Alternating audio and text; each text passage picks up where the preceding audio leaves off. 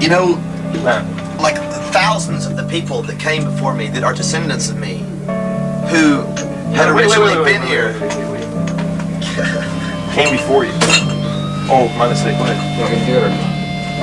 I mean, there were thousands of people, and on down the line to where there were worms, and there were flatworms,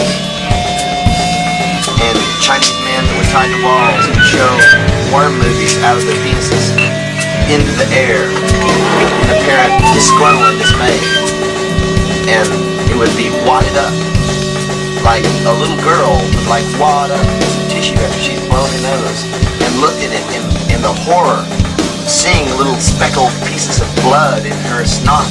It was on that rag that she had wadded up, and that she threw it away knowing that that was her life in there, and that her life would never be the same because the world was divided up into 4 parts. There was the Magus, the Tutor, the Fangor, and the Daria.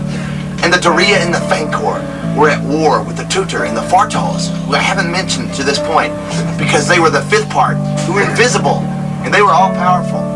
And they were beyond the worms and beyond the Chinese men tied to the wall, who would show worm movies out of their penises, and who had originally been non-existent at all, and they never knew how to make fireworks, or ever rifles, or even, they never knew anybody from Saskatchewan, and they didn't know how to dial on the telephone.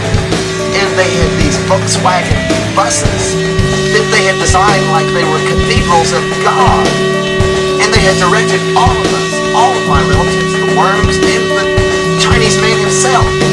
They had traveled hundreds and thousands of miles. When they came to the sea, they went under the sea and they talked to the fish.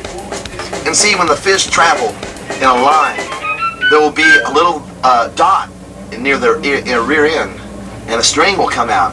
And I have made a kite before, and I have flown it out of the string that I got from the dots on fish's bottom ends.